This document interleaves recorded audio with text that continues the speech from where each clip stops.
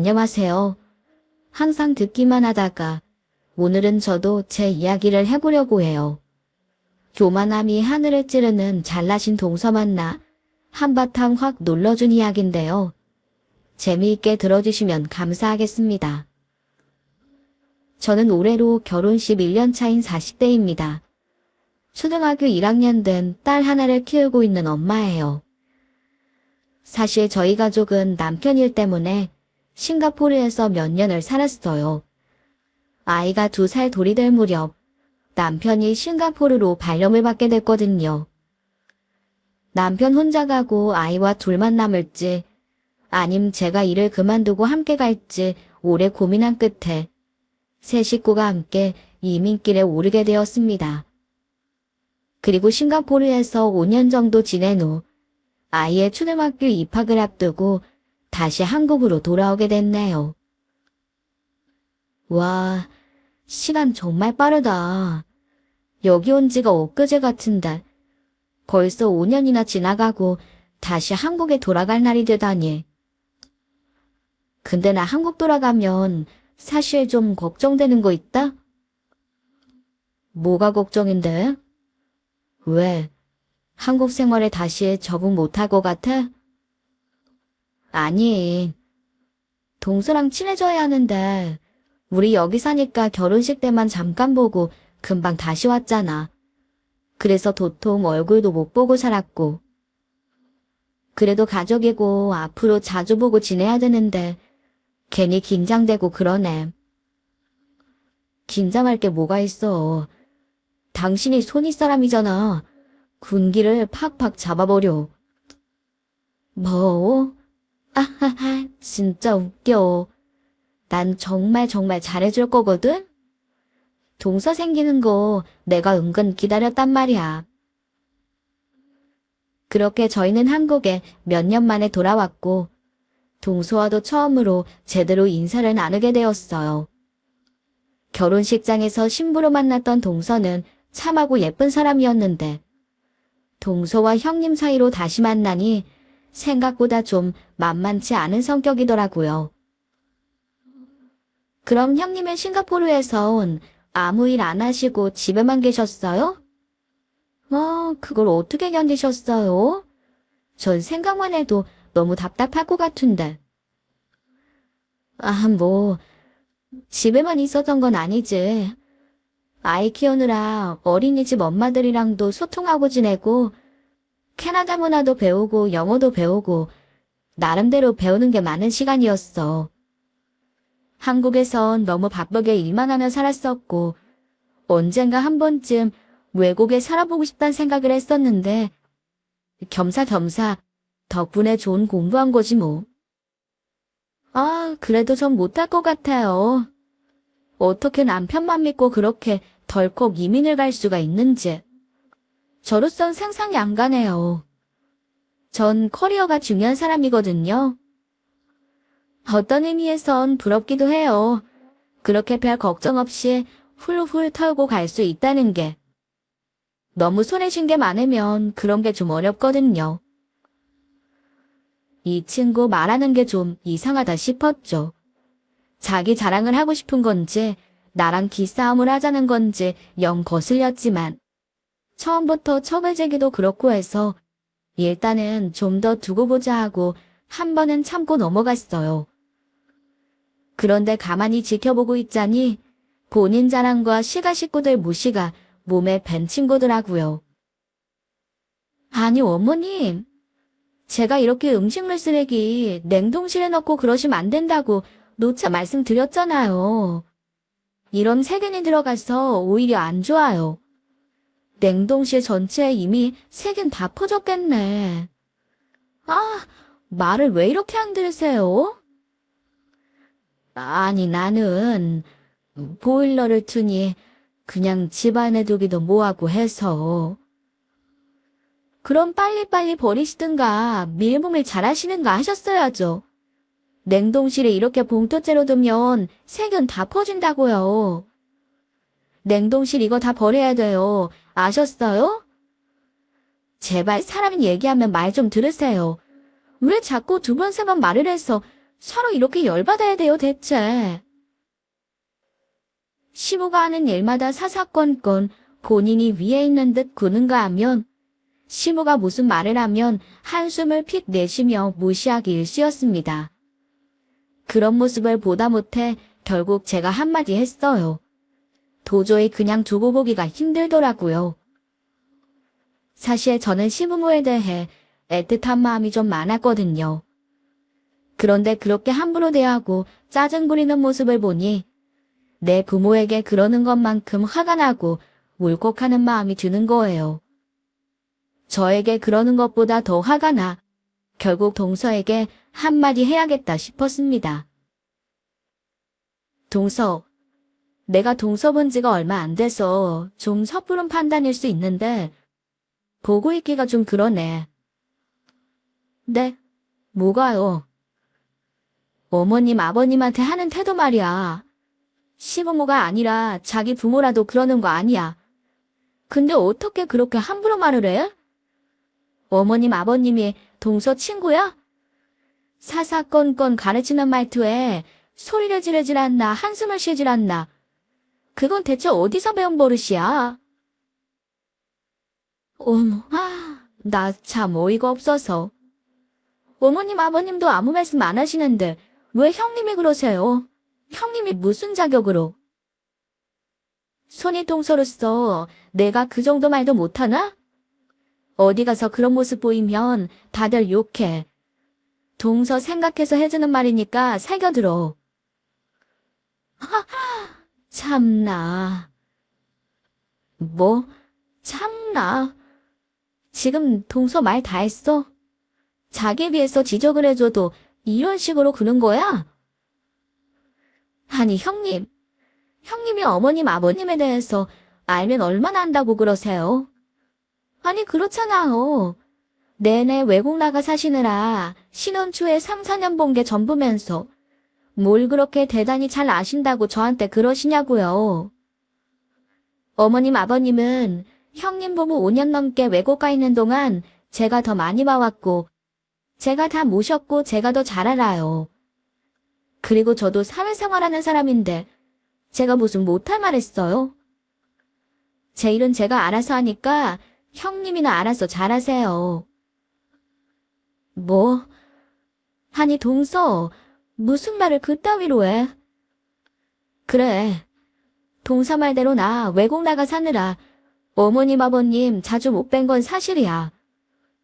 하지만 우린 연애 기간이 길었고 그 기간 동안 두 번 자주 뵙고 동서보다 더 오래 봐왔어. 그러니까 두 분에 대해선 동서보다 잘 안다고 말할 수 있고 두 분 다 요즘 세상에 이런 시부모님이 있을까 싶게 좋은 분들이고 시집살이에 시자도 안 시키려고 하시는 분들이야. 그런 분들이니까 더 예의 갖추고 잘하라는 얘기고. 근데 지금 그 태도는 대체 뭐야? 알았어요. 알았으니까 그만하세요. 그렇게 처음 한번 부딪힌 걸 계기로 동서는 저에게 단단히 심보가 꼬였나 봐요. 사사건건 제게 시비를 걸고 기싸움을 거는 일이 잦아졌습니다. 본인 자랑을 입에 달고 살며 본인은 잘나가는 변호사라는 점을 강조하고 저는 별 볼 일 없는 가정주부에 불과하다는 사실을 자꾸 인지시키려는 게 느껴졌죠. 저도 일을 안 해본 사람도 아니고 그런 태도가 너무 우스웠어요. 거기다 대고 같이 기싸움을 하자니 그건 또 너무 유치한가 싶기도 했습니다. 동서 말이야, 진짜 웃기지도 않아. 저번에 한번 야단 좀 쳤다고 그 뒤로 나만 보면 사사건건 시비 걸고 기싸움하는 거 있지? 그러게. 재수씨 안 그래도 몇 번 안 봤지만 보통이 아니더라. 당신 재수씨 상대하려면 속 좀 끓겠던데? 그치? 당신이 보기에도 그렇지? 내가 봤을 땐 지금 내가 되게 안 입고 온 거야. 우리 없던 몇 년은 순한 어머님, 아버님, 당신 식구들 자기 입맛대로 휘두르면서 대장 노릇하고 살았는데 내가 돌아와서 그러지 못하게 하니까 제대로 배알이 꼴린 거라고. 어떻게 해줘야지? 하긴 내가 봐도 그렇긴 하더라. 우리 엄마 아빠 원래 남한테 싫은 소리도 못하고 그런 성격인 거 당신도 알잖아. 며느리라고 뭐 어디 시집살이를 시키는 사람들도 아니고. 잘 알지. 내가 누구보다 잘 알지. 시집살이는커녕 오히려 당하고 사신다니까. 어머님, 아버님한테 하는 말 들어보면 진짜 가관이야. 무슨 교관이 군인 다루듯이 이래라 저래라 하질 않나. 무시하듯이 한숨을 팍팍 내쉬질 않나. 진짜 내가 보는데 화가 나더라니까. 한번 야단을 친 이후로 정말 제 생각대로 동서는 어떻게든 더 제 심기를 거스르려 노력하는 듯 보였어요. 무슨 일이 생기기만 하면 저한테 떠넘기고 저를 무슨 할 일 없이 팽팽 노는 사람 취급하기 일쑤였습니다. 그러다 하루는 시가에서 시모가 올해 김장을 함께 하자고 연락이 왔어요. 사실 저희 시댁은 제가 시집 온 해부터 시모의 주도로 제사를 없앴거든요. 명절이나 제사 때는 그냥 모여 같이 수다나 떨고 일은 따로 하지 말자는 게 시모의 뜻이었죠.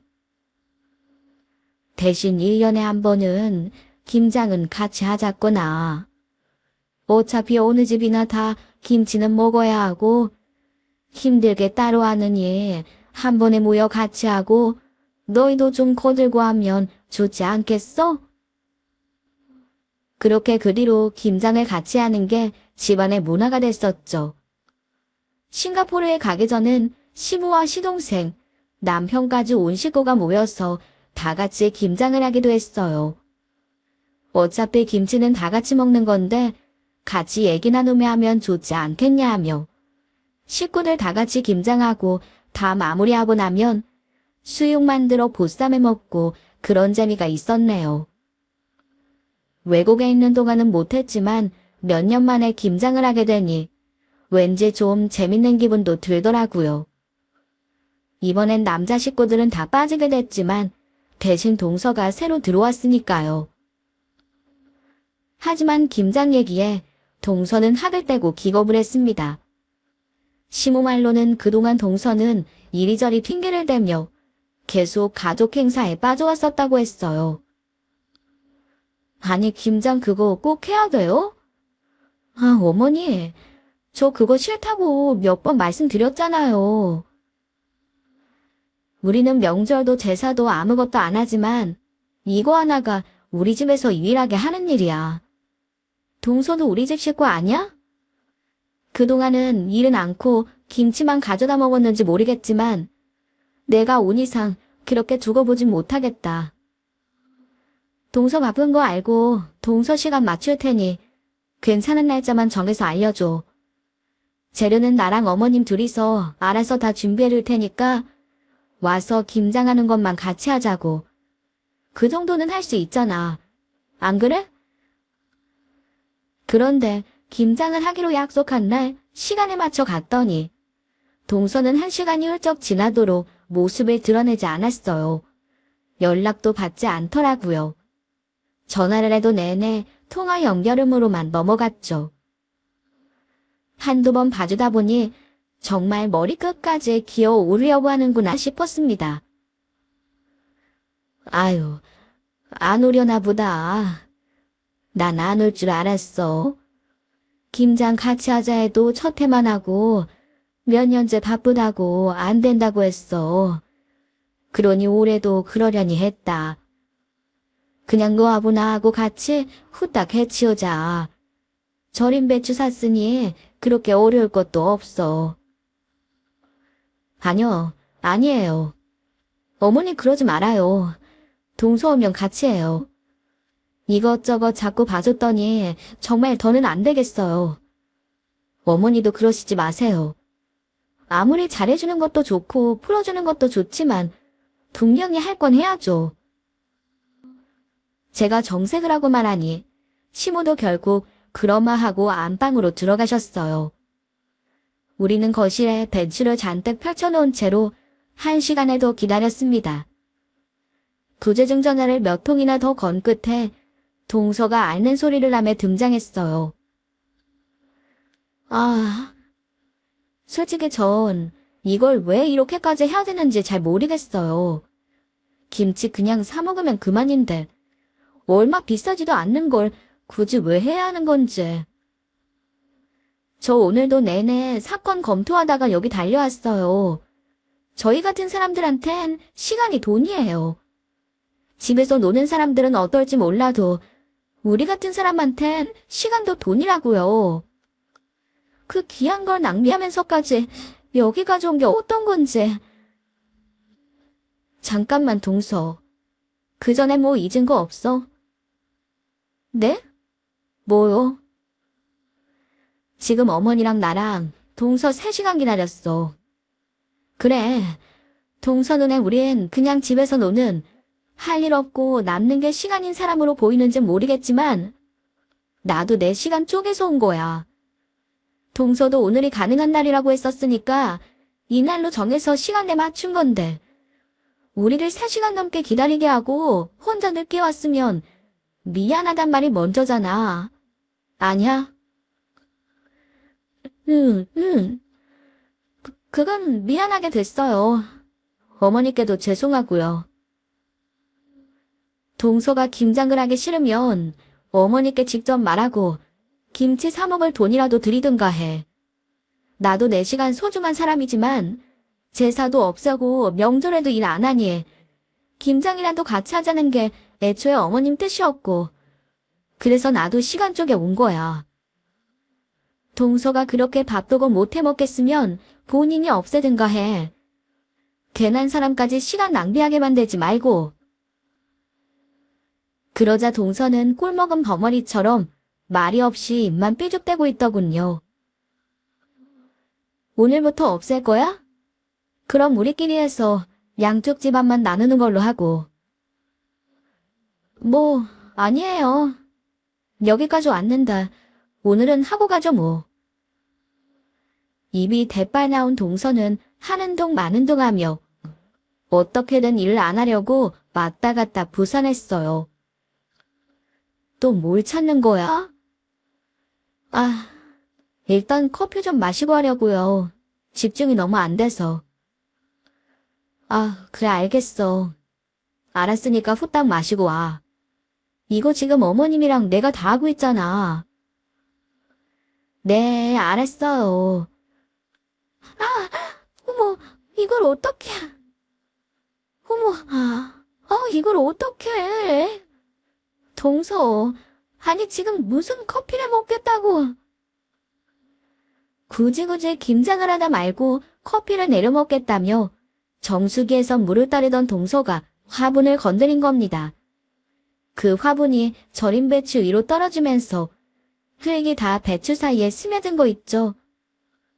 물에 젖은 배추에 젖은 흙이며 뿌려 준 영양제들이 스며드니 짜증이 나더라고요. 아니 대체 뭐야 이게. 아유, 이거 배추 잘 씻어서 하면 어떻게 되지 않으려나? 이미 간 딱 맞춰준 절인 배추인데 씻으면 안 되죠. 어머니, 그리고 이거 다 젖은 흙이라 이미 다 스며들어서 안 돼요. 못 써요. 아이고, 이걸 어쩐다. 그럼 형님, 제가 이거 일단 치우고 있을 테니까 형님이 나가서 절인 배추 좀 사오실래요? 시장 가면 많이 팔잖아요. 저는 이 동네 시장 잘 안 가봐서 모르니까 지갑이랑 차키 드릴게요. 제가 하도 기가 막혀 전 그냥 동서 얼굴을 빤히 바라봤어요. 어이가 없어 그냥 얼굴만 보고 있으니까 동서가 왜 가만히 있냐는 듯 의아하게 저를 보더군요. 뭐 하세요? 안 받으시고. 동서는 매번 느끼지만 참 말의 앞뒤를 모른다. 그게 또 무슨 말씀이세요? 배추 다 잘라놓은 걸 망쳤으면 미안하다 죄송하다 그 말이 먼저 아니냐고. 그리고 어디다 대고 손가락에 키 딱 끼워 내미면서 사와라 말아라야. 동서가 망친 일은 동서가 수습하고 해결을 해야지. 절인 배추 무거운 거 실어 나르기 싫으니 네가 가서 사와라. 동서 속내를 누가 몰라? 어디다 대고 심부름을 시켜, 심부름을 시키게. 웬만하면 그냥 얼굴 붉힐 일 만들지 않으려고 좋게 좋게 넘어가던 제가 오랜만에 언성을 높이고 말았습니다. 이에 동서도 잔뜩 쫄았는지 그럼 자기가 배추를 사오겠다며 나가더군요. 아니 근데 배추를 심으러 간 건지 사러 간 건지 1시간이 넘도록 왜 안 올까요? 여기 바로 코앞에 있다고 알려줬는데. 지금 전화 오네. 여보세요? 뭐? 아니, 거기가 어디냐? 많이 다친 거야. 그래. 우리도 지금 가마. 그래, 알았다. 어머님, 왜요? 사고가 났댄다. 교통사고가 났대. 아이고, 손이 다 떨리네. 얼른 가보자. 얼른 챙겨 입어라. 아니, 교통사고라니. 많이 다쳤대요? 크게 다치진 않았다는데 일단 가서 확인해 보자고. 그날 집안이 완전히 발칵 뒤집혔고 가족들 단체로 병원에 달려갔어요. 시모와 부랴부랴 갔더니 검사를 마치고 병실로 옮긴 동서가 누워있었고 그 옆을 시동생이 지키고 있더군요. 이게 어떻게 된 거야? 사고라니. 몸은 어때? 괜찮어? 엄마. 나 진짜 10년 감수했어. 교통사고 났다고 전화와서 얼마나 놀랐는지. 그래도 지금 좀 안정됐고 크게 다친 데는 없대요. 너무 걱정 안 해도 돼. 형수님도 놀라셨죠? 네. 그럼 동서는 지금 그냥 잠든 거예요? 네. 팔이랑 다리 타박상이고 큰 이상은 없다고 하네요. 지금은 잠든 상태고 상태 좀 지켜보고 며칠 있다가 태어나면 된답니다. 얼마 후 깨어난 동서는 저더러 대뜸 자기가 이렇게 됐으니 자기 일을 다 해내라고 하더라고요. 제가 무리해서 가느라 이렇게 된 거잖아요. 당장 일도 바빠 죽겠는데 이렇게 된 거니까 당연히 형님이 해주셔야 되는 거 아니에요? 아니 동서, 말이 좀 이상하네. 내가 운전을 하다 사고를 낸 거면 당연히 그렇게 하겠지만 내가 동서 사고 나라고 고살 지낸 것도 아니고. 뭐 어쨌든 동서 상황이 이러니까 도와주긴 할게. 당분간 필요한 거 있으면 나한테 얘기해. 네. 그렇지 않아도 필요한 게 많아요. 집안일도 쌓여있고 설거지며 빨래며 할 게 넘쳐나요. 일하려면 타이핑도 쳐야 되는데 하필 오른손이 이래서 왼손으로 다 할 수도 없고 형님이 해주실 게 많을 것 같네요. 저기 동서 일은 당장 손도 다리도 다쳐서 하기 힘드니까 내가 도와줄게. 어쨌든 내가 동서더러 사오라고 한 건 맞으니까. 근데 동서 집안일까지 다 나한테 맡기는 건 좀 아닌 것 같다. 동서 집안일은 서방님도 있고 정 안 되면 몇 주 사람을 쓰든가 해. 타이핑이 필요하다고? 그건 내가 할게. 동서에게 저는 필요하다는 대로 문서 작업도 대신해주고 프린트가 필요하다면 해주고 퇴원 후엔 동서 집까지 가서 필요한 작업들을 대신해주게 됐어요. 어쨌든 당장 회사 일에 차질 있으면 안 되니까 필요한 부분은 도와줘야겠다 싶었습니다. 그런데 은근히 자꾸 다른 일들까지 저한테 떠넘기는 느낌이 들더라고요. 입력 다 하셨으면 출력해서 스테이플러로 고정 좀 해주실래요? 그래. 자, 여기. 그리고 저 머리 좀 감겨주세요.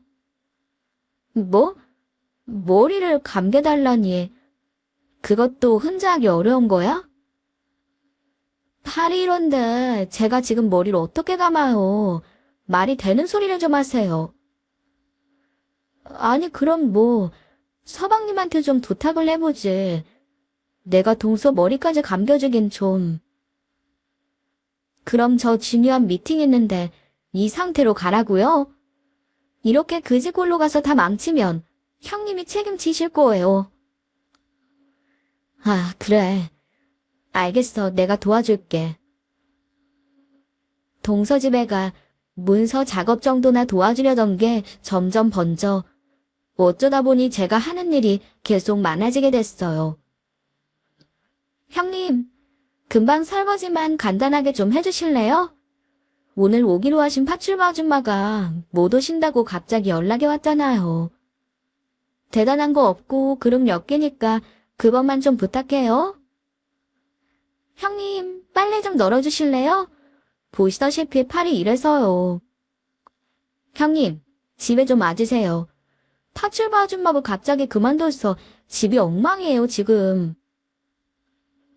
문서 작업을 하고 있으면 설거지를 하라고 부르고, 설거지를 마치면 빨래를 해달라고 하고, 저희 집에 있을 때도 갑자기 전화가 와서는 자기 집에 오라고 하질 않나.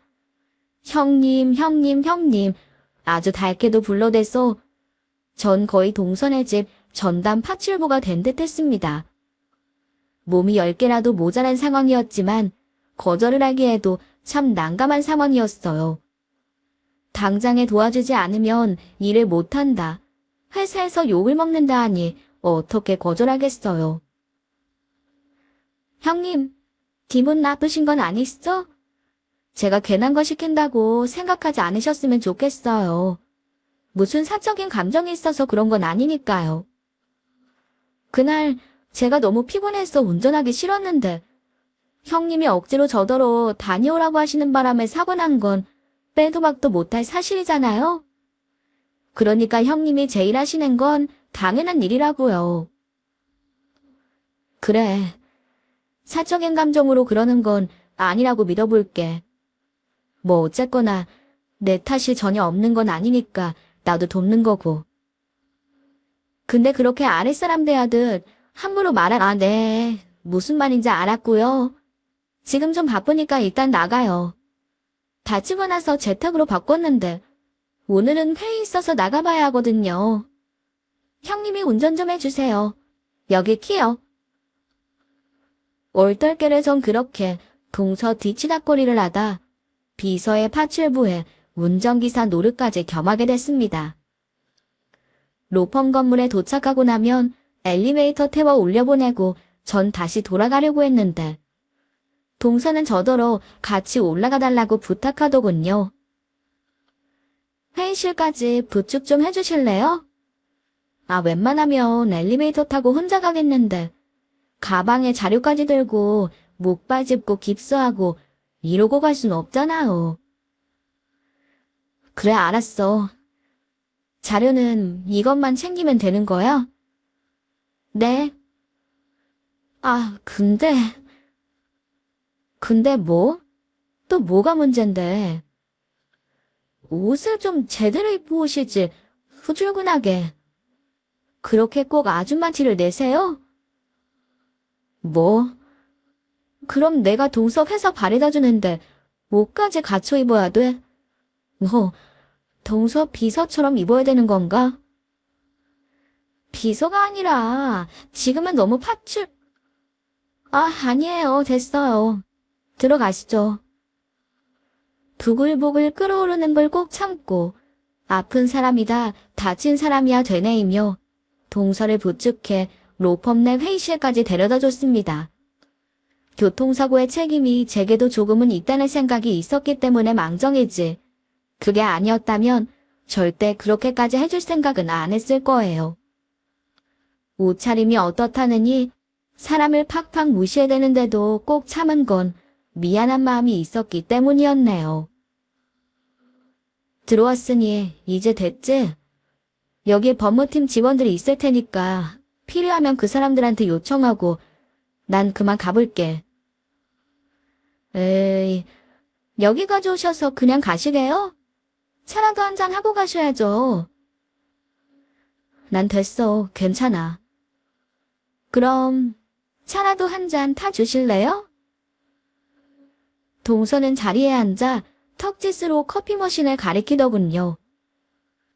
전 시작하기 전에 커피를 한 잔 마시고 시작해야 일이 되더라고요. 아, 그건 그렇고 혹시 누가 물어보면 형님이라고는 하지 마세요. 그렇게 입고 계신 거 보면 제가 욕먹어요. 형님한테 옷 싼 걸 안 사주고 부려먹는다고. 그러니까 그냥 어머, 변호사님 오셨네요? 심하게 다치셨네. 너무 힘드셨겠어요. 어쩌다가. 말도 말어. 얘기하자면 길어. 요즘 내가 내 정신이 아니라니까. 아무튼 하영 씨도 교통사고 조심해. 교통사고 이거 겉으론 타박상 정도라도 후유증이 날이 갈수록 계속 온다니까. 근데 누구? 저는 이마주는 파출부야. 내가 팔이 이래서 좀 쓰는 거야. 아무리 그래도 그 자리에서 절 파출부라고 소개할 줄은 몰랐네요. 하도 황당해 한마디 하려는데 동서가 눈짓을 주더라고요. 말하기만 해봐라 하는 듯한 눈빛이었죠. 그래서 어이가 없었지만 일단 그냥 참았습니다. 아줌마 뭐해요? 커피 안 타오고. 여기 직원 수대로 좀 더 가져와봐요. 저는 괜찮습니다. 제 건 안 주셔도 돼요. 절더러 파치우브라고 소개하며 아줌마라 부르는 동서에게 한마디 해주고 싶은 마음이었지만 이미 직원들 여럿이 들어온 상황에서 꼴사나운 모습을 보이기도 모한 상황이었어요. 전 화를 꼭 눌러 참으며 커피 머신으로 커피를 내리려고 하는데 처음 보는 머신이라 그런지 어떻게 하는 건지 좀 어렵더라고요. 제가 커피 머신 작동법을 몰라 좀 헤매고 있었더니 동서는 직원들에게 이러더군요. 어떡해. 아줌마가 좀 구식이라 그래. 커피 머신 어떻게 사용하는지도 모르나 봐. 저를 비웃으며 조롱하는 동서의 말에 직원들이 단체로 웃어대더군요. 정말 수치스러움에 딱 쥐구멍이라도 찾아 숨고 싶은 심정이었습니다. 둘이 있을 때 그러는 것과 남이 다 보는 앞에서 조롱하는 건 다른 일이잖아요. 대체 내가 여기서 뭘 하고 있는 건가 싶고 그만두자 싶어 나가려는데 갑자기 들어온 누군가가 부딪혔어요. 딸, 네가 여긴 무슨 일이야? 어떻게 왔어? 아빠? 아빠가 왜 여기?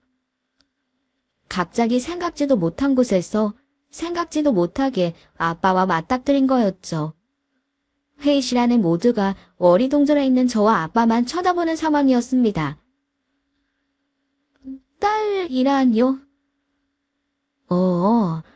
여기가 우리 딸이요. 우리 큰딸.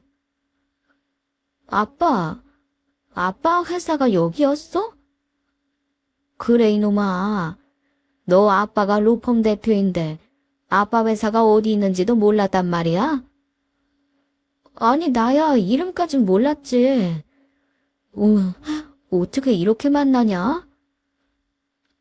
사실 저희 아빠는 검사로 오래 재직하시다 퇴직 후 로펌 대표 자리를 제안받으셨어요. 하지만 그때 전 싱가포르에 있던 때로 취임하실 때 와보지도 못했고 당연히 그 로펌이 어디인지 이름은 뭔지 알고 있는 것이 없었습니다. 와, 진짜 세상이 좁다 하지만 이렇게 좁을 수가 있나? 우리 아빠 로펌에 동서가 다니고 있을 줄은 정말 생각도 못했다. 안 그래, 동서? 저희 아빠도 놀란 건 마찬가지였지만 저희보다 몇 배로 놀란 사람은 동서였습니다. 놀람과 더불어 아마 이거 지금 좀 엿된 상황인데 라고 생각했겠죠. 그 속마음이 얼굴에 다 드러나는 것 같았으니까요. 아니, 형님, 아버님이시라고요? 형님이요? 파출부 아줌마라고 하셨잖아요. 한 변호사님 형님이셨어요? 네, 파출부 아줌마 아니고요. 여기 한 변호사가 제 동서예요. 그리고 동서, 여기 이분이 우리 아버지셔. 제 말에 동서 얼굴이 시뻘겋게 달아올라 있었습니다. 사람들이 다 수근수근거리면서 파출부 아줌마라더니 형님이냐며 동서를 쳐다봤죠. 여태껏 그렇게 고개를 뻣뻣이 들고 지 잘났단 태도를 일관하던 동서도 지금 그 상황에선 별 수가 없었나 봐요.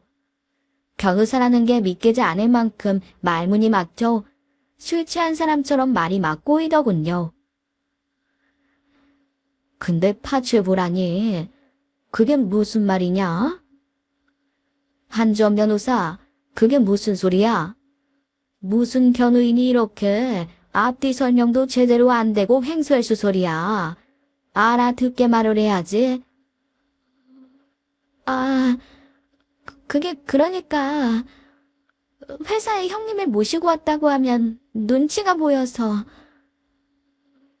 동서가 너무 정신이 없는 것 같으니까 내가 대신 설명해 줄까? 동서, 나더러 후줄근하다느니 파출부 아줌마 같다느니 쪽팔리다느니 하면서 나한테 잭소리 말고 있으라고 했잖아.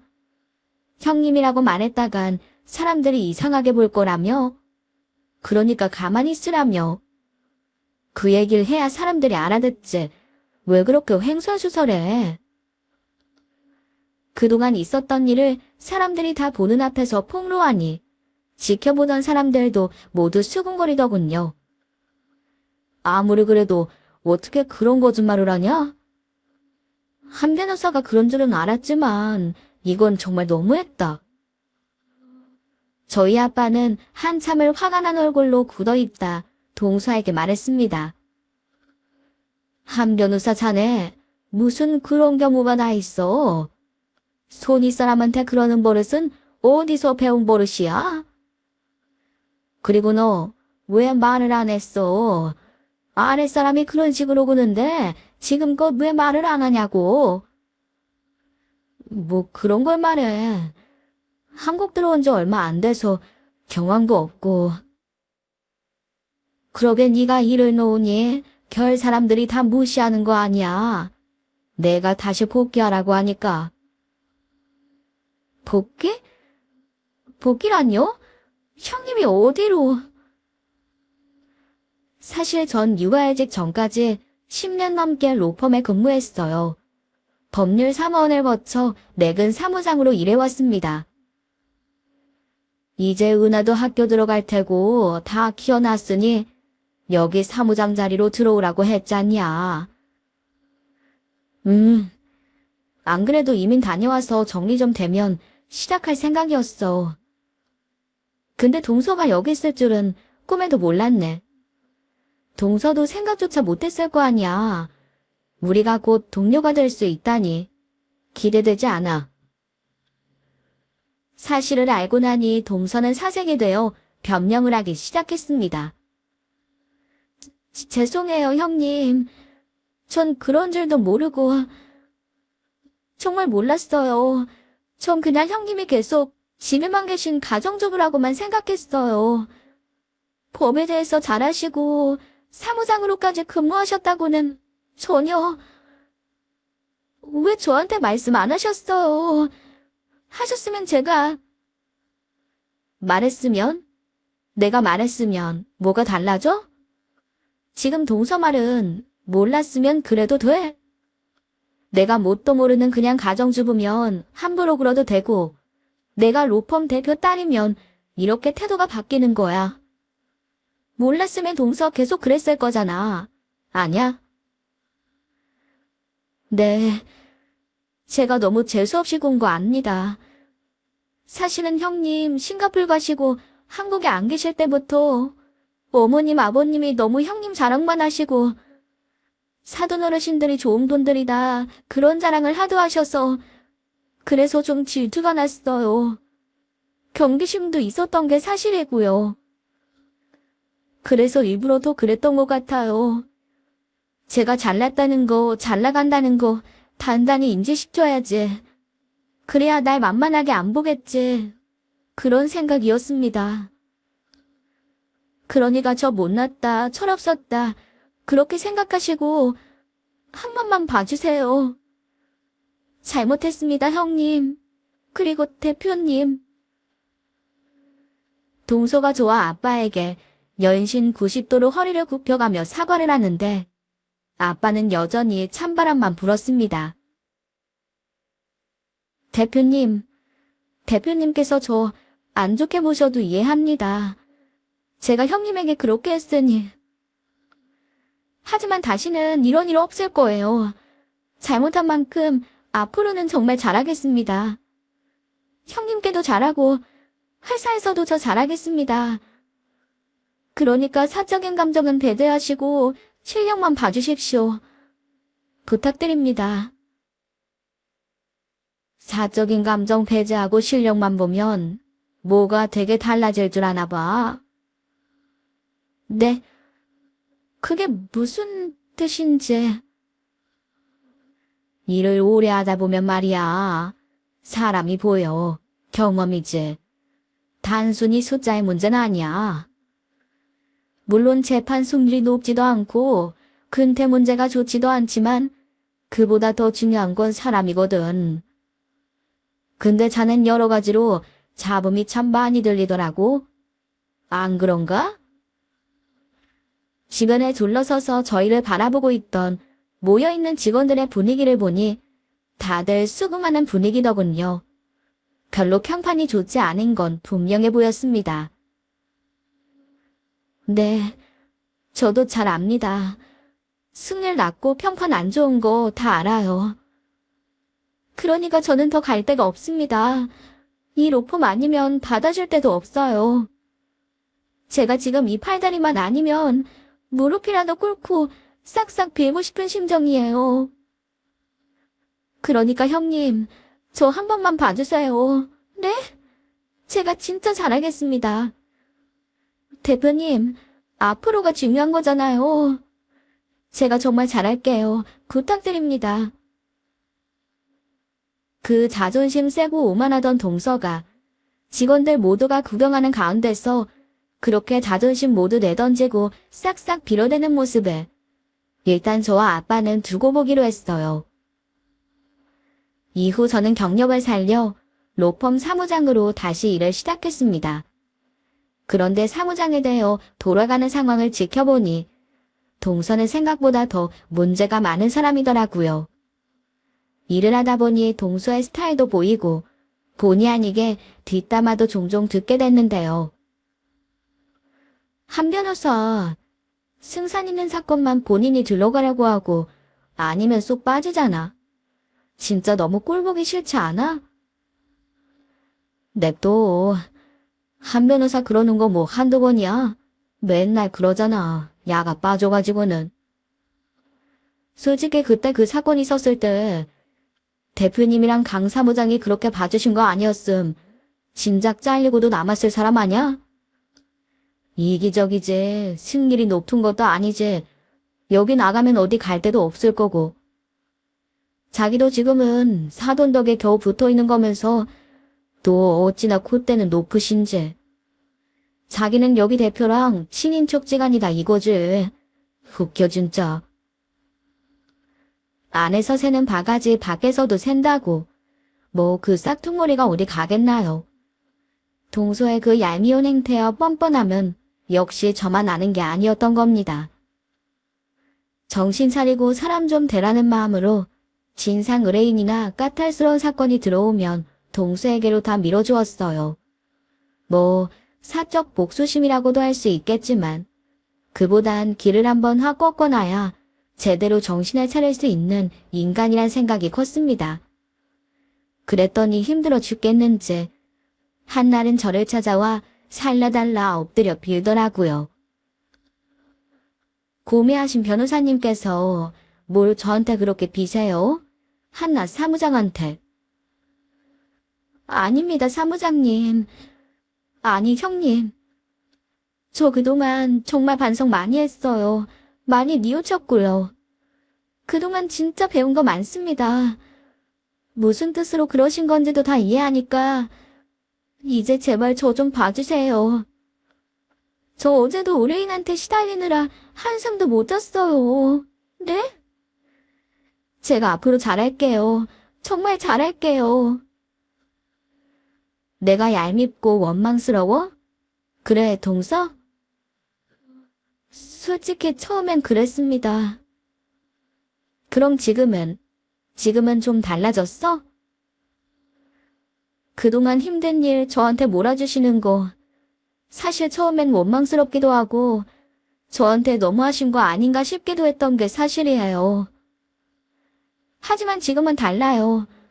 그동안 사람들이 저더러 이기적이다, 혼자만 편하려고 한다, 그런 얘기들 하는 거 저도 알고 있었습니다.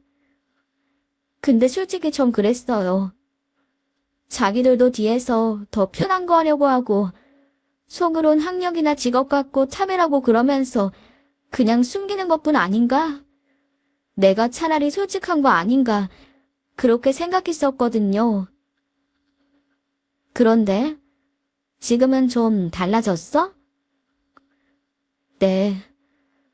그동안 정말 많이 굴려주면서 저를 좀 보게 됐어요. 그리고 주변 사람들도요. 그러고 나니까 제가 얼마나 못된 심보로 굴었는지 제가 좀 부끄럽더라고요. 넉넉하지 않았던 형편에 공부 열심히 해 좋은 직업 얻었단 이유 하나로 오만하게 굴었던 것도 부끄러웠고요. 그러니까 정말 많이 배웠습니다. 그거 감사드린다고 말씀드리고 싶어요. 그리고 일도 좀 덜 달라? 아니 그런 뜻이 아니라. 알겠어. 동서 만난 이후로 처음으로 동서 말이 좀 진심처럼 들리니까 한번 믿어볼게. 앞으로 잘해. 나한테 잘하는 뜻이 아니라 똑바로 잘 살라고. 떵떵거리고 잘 사는 것만이 잘 사는 건 아니야. 그거 배우라고 그동안 더 혹독하게 군 거니까. 네, 알아요. 많이 배웠어요. 정말 감사해요. 진심입니다.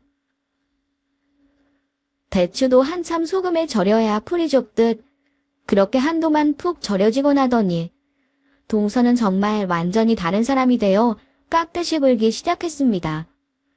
저에게 180도 달라진 모습으로 대하는 것은 물론이고 회사에서 일하는 태도도 달라지기 시작했어요. 시모 시부말에도 전에 없이 내 어머님, 내 아버님 하며 예의 있게 구니 두 분도 이제야 좀 마음이 놓이는구나 하며 좋아하시더라고요.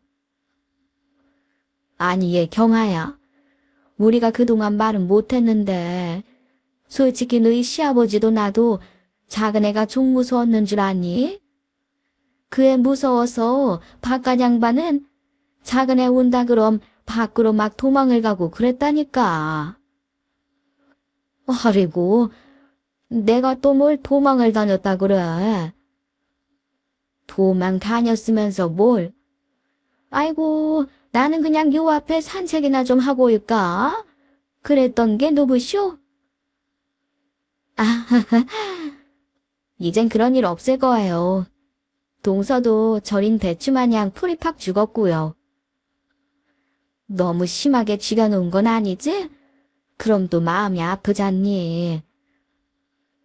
그 내가 어디 그렇게 경우 없는 사람인가 뭐? 야단칠 만하니 야단친 거고 눌러줄 만하니 눌러준 거고 그런 거지. 아유, 아무튼지 간에 우리 집 사람들은 너무 물러 터져가지고. 네가 있어서 다행이다. 너 없었으면 어쩔 뻔했니?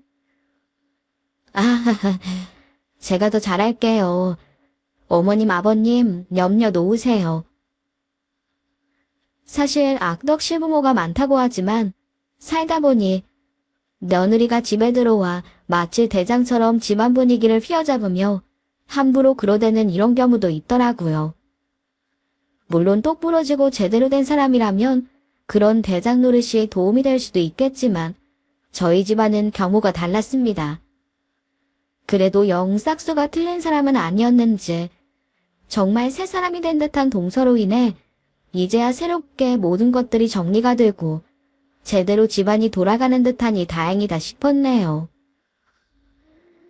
제 사연 들으신 여러분들도 사이다처럼 시원하고 재미있으셨길 바라며 이만 이야기를 줄이겠습니다. 시간 내어 제 이야기 들어주셔서 감사합니다.